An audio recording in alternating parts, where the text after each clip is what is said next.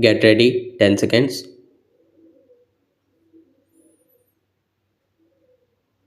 5 seconds. Start. Sir, the Tariff Commission, having once forwarded the common agreement between the cane growers and the factory owners, now tries to modify that accord or agreement. It talks of deductions from excess profits on account of the rehabilitation of factories and export losses.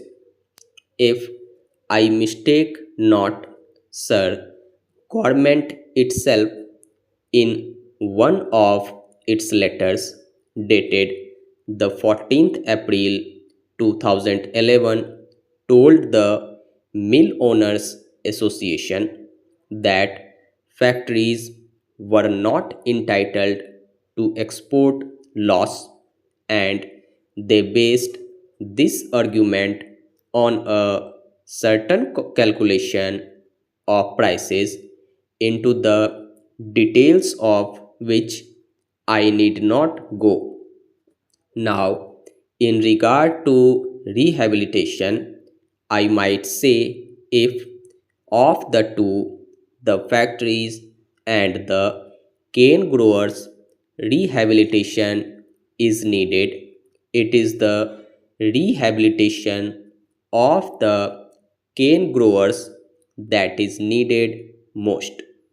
We know in many parts of India, the sugarcane growers suffer sometimes from drought and sometimes from floods.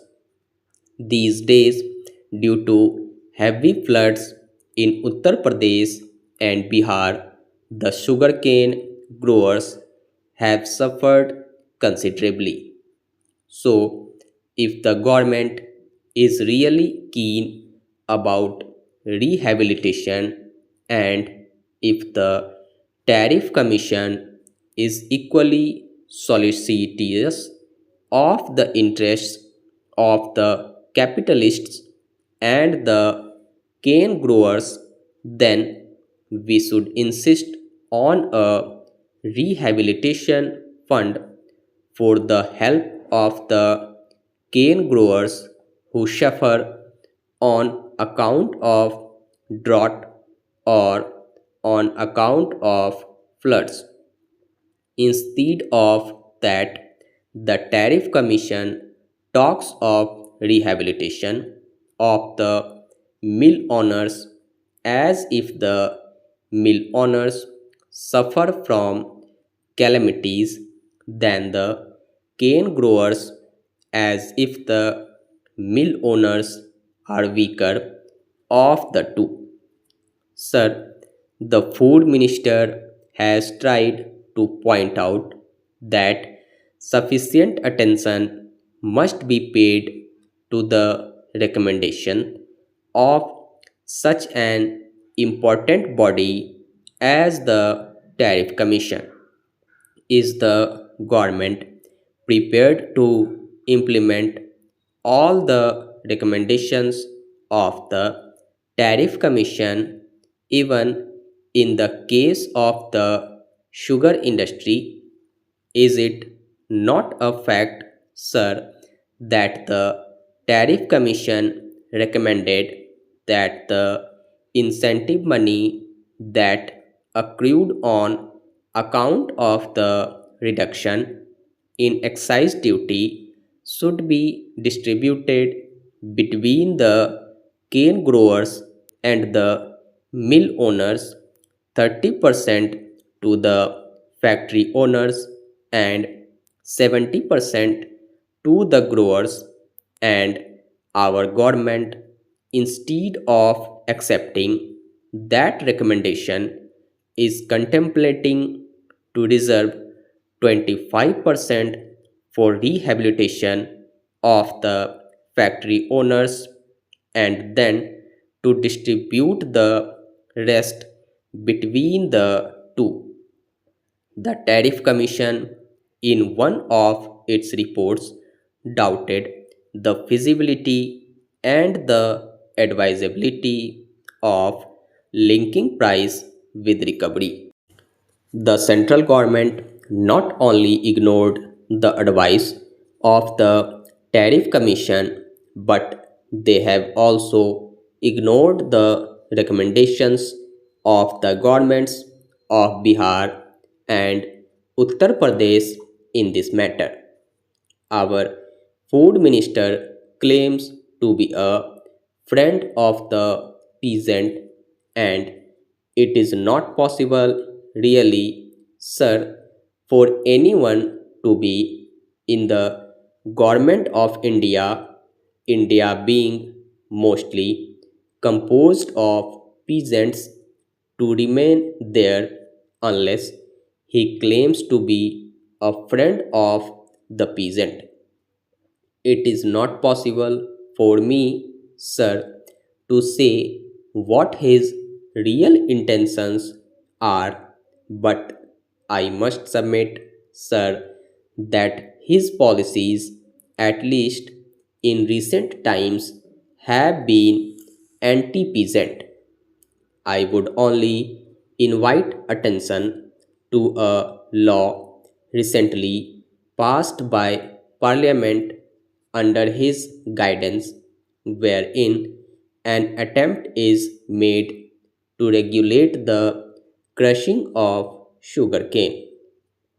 I then pointed out, sir, that in the midst of the season, I would hardly be proper to limit the crushing of the sugarcane. The sugarcane that is produced must be crushed and must not be allowed to waste. I am told the entire sugarcane was crushed. So, the regulation of the amount of sugar to be produced has failed. But while the entire sugarcane is crushed, a large amount of the sugarcane was bought by mill owners at a considerably reduced price. His regulation failed to regulate the production of sugar.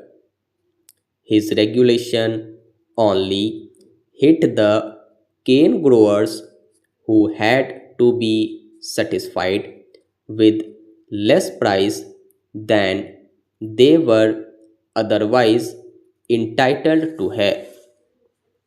In the end, I wish to point out that the cane growers of Uttar Pradesh and Bihar have proved to be less amenable to reason than the cane growers of Maharashtra and Tamil Nadu.